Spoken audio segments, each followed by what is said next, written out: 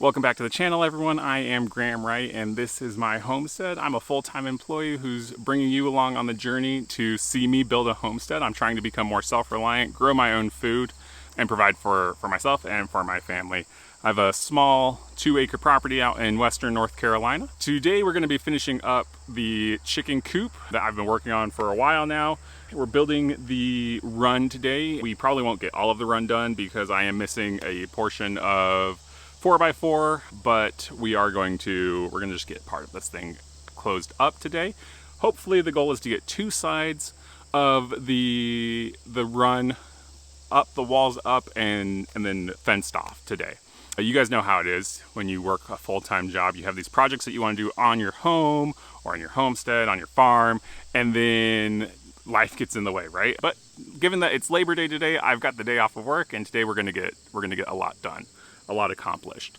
I saw on TikTok this person was doing a 100-day challenge where basically you have to create 100 minutes, or you have to do something for 100 minutes a day for 100 days. And I'm going to do that with this channel. I'm going to do 100 minutes of homesteading and 100 minutes of content creation over the next 100 days. Now that 100 minutes does not have to be just in the form of recording video. That can also include video editing as part of that. I think that falls into the content creation thing.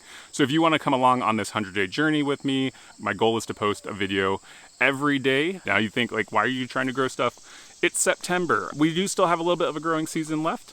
We have until October 1st is when our first frost date is, but I'm gonna get some cold weather crops in the ground. Gonna get carrots, radishes, and some spinach. Things that will do better with the cooling temperatures than where we're currently at. Miss Miriam told me I need to give you a status update of what has happened in the last time. So as you guys have seen, I do have my nesting box up now. The chickens are laying in there. So one thing that's cool, I don't know if you guys know this about chickens, but they will seek out the darkest portion of your coop in order to lay their egg. Before we had the nesting box on there, they were laying eggs in the front corner of the chicken coop. They were laying, I'll show you right here. So they were laying right here. They were laying their eggs in this corner. And that makes the most sense because with where the door is at, where the light's coming through, this is gonna be the darkest corner. Now with our nesting box, they are using it. Let's take a quick look inside of there since the kids want to look inside. All right. Nope, there are no eggs in there yet. So far there are no eggs this morning, and you can see that there's one spot that they are laying their eggs in. I do need to put some dividers in here. I think I'm trying to divide it in half at least, maybe get 3 nesting boxes in there and see if that changes where the chickens are laying their eggs. Now the other thing that we have completed on here since last time I posted a video is that I have some of the wire mesh up, and that's on our lower half of the hen house. And so kids, you wanted to go underneath there, so you guys could go under there and we'll highlight that. So it's so cool under there. Yes, it is. Yeah. And forever. Yep. So our chickens now have a chicken prison portion. Keeps them safe, but it keeps other animals out from that area. And the last thing that I have done is on this wall right here. I've actually taken down the old doors. I didn't measure them correctly when I cut them. I went and I recut the doors. I still have to install it. It's a tight fit right now. That's the only reason I haven't fully installed it yet, but I do need to kind of trim this down a little bit more so it's not so tight of a fit, and I can get that installed. And I do need to put the other one up and in there. It's finished, just needs to be installed. So that's what we're gonna get done today. And then, because I'm a glutton for punishment, today we're gonna get at least an 8-foot section of our, well, 2 8-foot sections of our covered run done. I don't know if we can call it covered, won't be covered yet.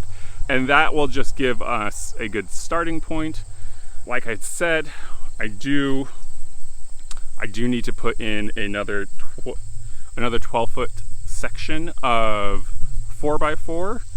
Because if you remember when I was installing this, I had a 24-foot section, but because it was so long, it was giving me trouble, and with the angles, I just folded it in half, and that gave me the perfect height for my chicken hen house to sit on. So I'm missing a 12-foot piece, And I'm also missing an 8-foot piece I'll cut down to be 6 feet. But yeah, this is how we do Carolina coop chicken coops without paying $6,000 to them to have this built. You just gotta envision it in your mind, and then we get to work.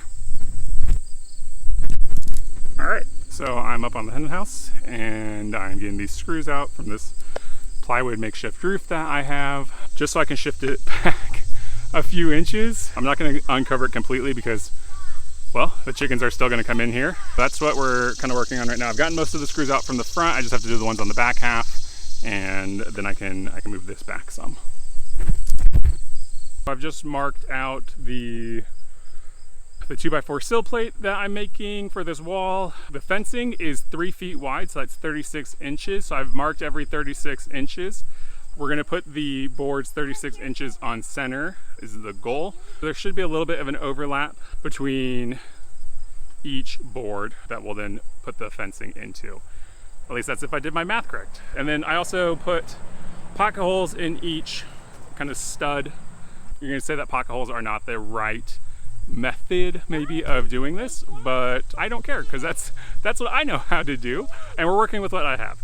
I know it sounds kind of rude, and maybe I should try and do it the proper way, but this is a chicken coop. We're not building things to code, so yeah, it's gonna be what it's going to be. As they say, it is what it is. Apparently there's gonna be a spotlight. The interesting thing about doing this with my kids out here is that they are great little directors. Little Miss Miriam behind the camera, directing all of my shots and making sure I say the right things.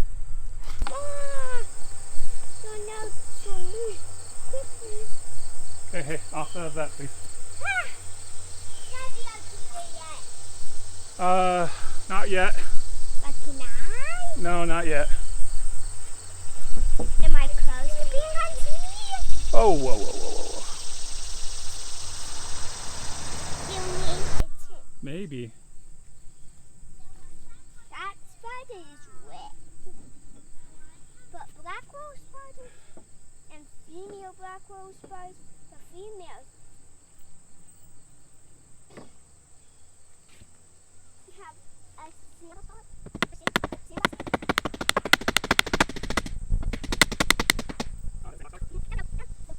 They're black and they have some red. Oh, okay. But females, well, just males, they just have black and red. The males have just the males, they have just red and black. Cool. I know a lot about black widow spiders. I want the poisonous spider in North America. They are the poisonous? Uh-huh. And in North America. Oh, really? Yes. Oh, okay. I didn't know that. I thought the red widow spider was the poisonous. Yeah, the red widow poisonous, but it isn't around here. Ah. It's somewhere. All right, everyone. So this is going to just wrap up the end of this video. I did get this wall up right here with the fencing, and then I also got the other side up over here. So not as much as I wanted to get done today, but I still think a very productive day. I had to reset the side of the foundation that was near the nesting box. That side, I realized, I looked down when I was trying to set the wall and it wasn't square. So I squared that up as best as I could without having to like fully move everything. And I think I'm happy with it. I think it's a good. Some things that need to be finished. Like I said, I need to finish out these walls. That'll have to happen in a future date tomorrow, given that I'm doing this 100-day challenge. So again, if you're new here, go ahead and like and subscribe.